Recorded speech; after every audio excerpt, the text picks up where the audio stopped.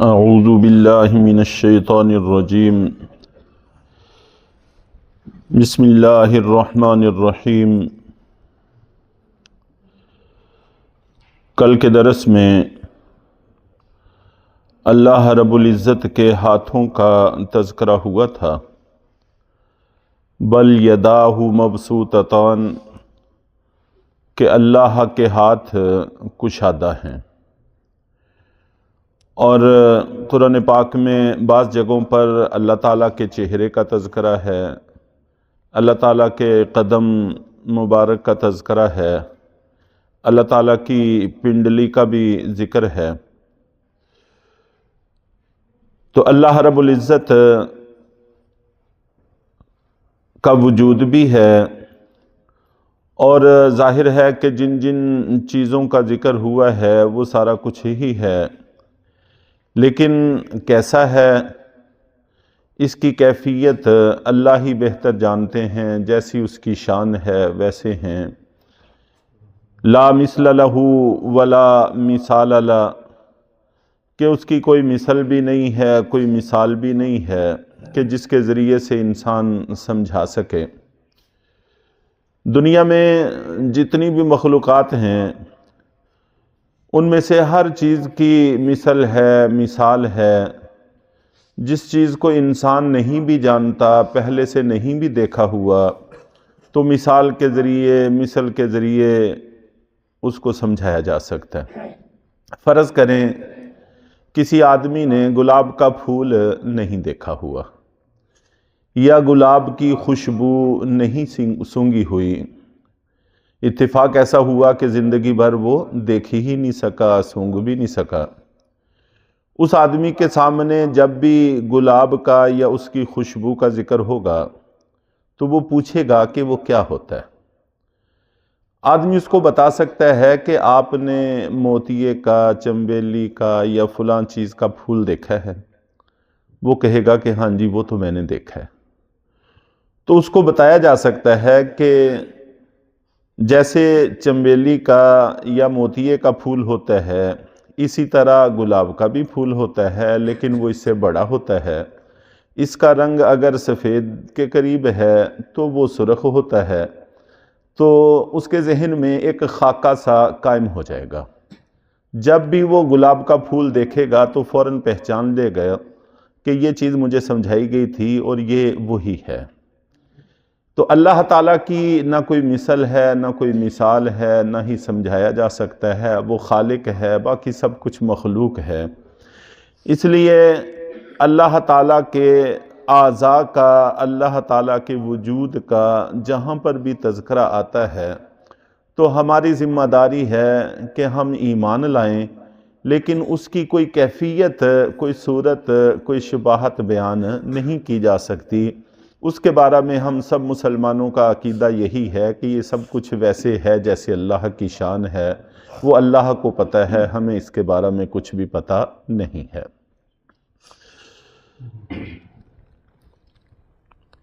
وَأَلْقَيْنَا بَيْنَهُمُ الْعَدَاوَةَ وَالْبَغْضَاءَ إِلَى يَوْمِ الْقِيَامَةِ، اور ہم نے یہود و نصارہ کے بیچ میں عداوت پیدا کر دی ہے اور بغض پیدا کر دیا ہے قیامت کے دن تک کے لیے۔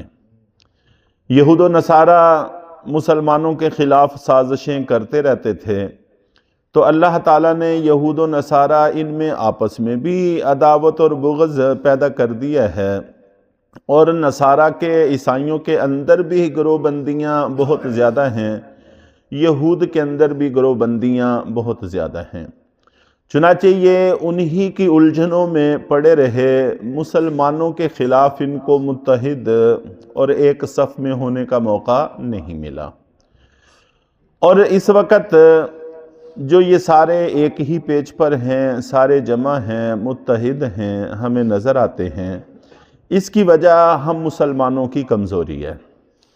جب کئی قوموں کو ایک مشترکہ دشمن مل جاتا ہے تو اس کے مد مقابل اکٹھے ہو ہی جاتے ہیں اپنے اپنے مفاد کی بنیاد پر۔ لیکن اگر مسلمان اپنے صحیح قدموں پر آ جائے تو پھر ان کا سامنا کرنے سے وہ گھبرائیں گے، تو پھر وہ ان کے اندر کا جو انتشار ہے وہ نکل کے باہر آ جائے گا۔ جب بھی کوئی مشترکہ متحدہ محاذ سامنے ہوتا ہے، انسان کی عادت ہے کہ انسان پھر اسی کی طرف متوجہ رہتا ہے، آپس کے معاملات بھلا دیتا ہے۔ ہم مسلمانوں کے سامنے چونکہ اب ایسا کوئی محاذ نہیں ہے، اس لیے ہم اپنی آپس کی الجھنوں میں الجھے ہوئے ہیں۔ اگر ہم صحیح مسلمان بن جائیں تو پھر ہم ان کو اپنا دشمن سمجھ کر ایک پیج پر متحد ہو جائیں گے اور ان کے اندر کا انتشار نکل کے باہر آ جائے گا، اور وہ متحد ہیں، ہم منتشر ہیں، یہ ہم مسلمانوں کی کمزوری ہے، وگرنہ اللہ نے ان کے اندر بہت زیادہ تفرقہ رکھا ہے جو ان کی الجھنوں کے لیے بہت کافی ہے۔ چنانچہ جب تک مسلمان متحد رہے تو اللہ کے نبی صلی اللہ علیہ وسلم اور آپ کے خلفاء سب مسلمانوں کی طرف سے ایک نمائندہ ہوتے تھے، اور دوسری طرف ہر قوم کا علیحدہ نمائندہ ہوا کرتا تھا۔ چنانچہ بنو قریظہ کا الگ نمائندہ ہوتا تھا، بنو نذیر کا الگ ہوتا تھا، اور دیگر جتنے بھی قبائل تھے ہر قبیلے کا علیحدہ علیحدہ نمائندہ ہوا کرتا تھا۔ وہ کوئی بھی متحدہ مشترکہ اپنا کوئی نمائندہ پیدا نہیں کر سکے۔ تو جب تک مسلمان ایسے رہے جیسے کہ ان کو اللہ اور اللہ کے رسول کا حکم تھا، تو یہ ایسے ہی رہے ہیں، اور جب ان کے پاؤں اکھڑے ہیں تو ان کے بدعمالیوں کی وجہ سے اکھڑے ہیں۔ کلما اوقدوا نارا للحرب اطفأها اللہ، اور جب کبھی بھی یہود و نصارہ نے جنگ کی آگ بھڑکانے کی کوشش کی تو اللہ نے اس کو بجھا دیا ہے۔ چنانچہ آپ جانتے ہیں کہ یہود کے ساتھ مسلمانوں کا معاہدہ تھا، جنگ بندی کا، اور دفاعی معاہدات تھے، تو ان کے اس معاہدے کے باوجود اندر سے سازشیں کرتے رہتے تھے، مشرکین کے ساتھ اور دوسرے قبائل کے ساتھ سازشیں کرتے رہتے تھے، اور اللہ تعالی ہمیشہ ہی ان کی سازشوں کو ناکام کرتے رہے ہیں۔ تو جب مسلمان صحیح مسلمان ہو جاتے ہیں تو پھر اللہ تعالیٰ ان کی سازشوں میں کافی ہو جاتے ہیں، اور جس وقت انسان مسلمان اپنا ایمان کمزور کر بیٹھتا ہے، دل کی بصیرت سے خالی ہو جاتا ہے، تو پھر کفار کی یہ سازشیں کام کرنا شروع کر دیتی ہیں اور اللہ کی مدد ہٹ جاتی ہے۔ جب کبھی بھی اوقدوا نارا یہاں پر کلما کا لفظ ہے، جس کا معنی ہے جب کبھی بھی انہوں نے سازشیں کر کے آگ بھڑکانے کی کوشش کی مسلمانوں کے خلاف، تو اللہ نے اس کو بجھا دیا ہے۔ وَيَسْعَوْنَ فِي الْأَرْضِ فَسَادًا، اور یہود و نصارہ زمین میں فساد مچاتے ہیں۔ وَاللَّهُ لَا يُحِبُّ الْمُفْسِدِينَ، اور اللہ تعالیٰ فساد مچانے والوں کو پسند نہیں کرتے۔ اللہ تعالیٰ تو مصلحین کو پسند کرتے ہیں۔ ظاہر ہے کہ جب مسلمان مصلحین بن جائیں گے تو یہ اللہ کے پسندیدہ لوگ ہوں گے، تو پھر ان مفسدین کے خلاف اللہ تعالیٰ ان کی مدد و نصرت فرمائیں گے۔ وَلَوْ أَنَّ أَهْلَ الْكِتَابِ آمَنُوا وَاتَّقَوْا لَكَفَّرْنَا عَنْهُمْ سَيِّئَاتِهِمْ، اور اگر یہ اہل کتاب ایمان لے آتے اور تقوی اختیار کرتے تو ہم ان سے ان کے گناہوں کو مٹا دیتے۔ وَلَأَدْخَلْنَاهُمْ جَنَّاتِ النَّعِيمِ، اور ضرور ان کو نعمتوں والے باغات میں داخل کرتے۔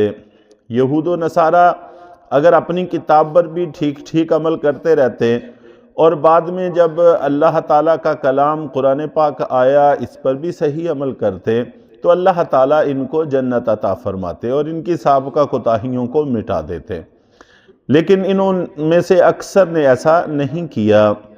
وَلَوْ أَنَّهُمْ أَقَامُوا التَّوْرَاةَ وَالْإِنْجِيلَ وَمَا أُنزِلَ إِلَيْهِمْ مِنْ رَبِّهِمْ، اور اگر یہ تورات اور انجیل پر قائم رہتے اور اس قرآن پر بھی جو ان کی طرف ان کے رب کی جانب سے ابھی اتارا گیا ہے اس پر بھی قائم رہتے، لَأَكَلُوا مِنْ فَوْقِهِمْ وَمِنْ تَحْتِ أَرْجُلِهِمْ، تو یہ بے پناہ رزق کھاتے، اپنے اوپر اپنے نیچے ہر طرف سے ان کو رزق ملتا۔ منہم امۃ مقتصدہ، اور ان میں سے کچھ صحیح راستے پر چلنے والے بھی ہیں، وکثیر منہم ساء ما یعملون، اور بہت سے ان میں سے ایسے بھی ہیں جو برے برے اعمال کرتے ہیں۔ تو اس وقت کے خاص طور پر یہود و نصارہ کے ساتھ اللہ کا یہ بھی وعدہ تھا کہ اگر یہ صحیح رہتے اور صحیح ایمان لے آتے تو جنت بھی ملتی، آخرت بھی ان کی سنور جاتی، اور دنیا میں بھی اللہ اتنا رزق دیتے کہ آسمان بھی ان پر رزق برساتا، زمین بھی ان کے لیے رزق اگاتا، ہر طرف سے رزق ہی رزق، مالا مال ہو جاتے۔ یہ وعدہ خاص طور پر ان لوگوں کے لیے تھا۔ اور آج کل بھی اگر دین پر چلا جائے تو اجتماعی حیثیت سے اللہ کی طرف سے بے پناہ وسعت اور گنجائش پیدا ہوتی ہے۔ البتہ انفرادی طور پر ایسا ممکن ہے کہ ایک آدمی مسلمان ہونے کے باوجود غریب ہو اور ایک آدمی کافر ہونے کے باوجود خوشحال ہو، ایسا ممکن ہو سکتا ہے۔ تو اس لیے یہ چیز اس وعدے کے خلاف نہیں ہے۔ یہاں پر خاص طور پر جو اللہ کے نبی صلی اللہ علیہ وسلم کے زمانے کے یہود و نصارہ تھے، ان کے لیے وعدہ تھا کہ اگر وہ ایمان لے آئے تو ان میں سے کہ ہر شخص کو اللہ بے تحاشا نوازتا، دنیاوی اعتبار سے بھی اور اخروی اعتبار سے بھی۔ اخروی اعتبار سے اب بھی وہ وعدہ موجود ہے، اجتماعی فراوانیوں کے اعتبار سے بھی وہ وعدہ موجود ہے۔ البتہ انفرادی طور پر یہ مسئلہ ہو سکتا ہے کہ ایک آدمی مسلمان ہو پھر بھی تنگ دست ہو، اور دوسرا آدمی غیر مسلم ہو پھر بھی خوشحال ہو، ایسا ممکن ہے، اور یہ اس آیت کے خلاف نہیں ہے۔ اللہ تعالی ہم سب کو حق پر قائم رہنے کی توفیق عطا فرمائے۔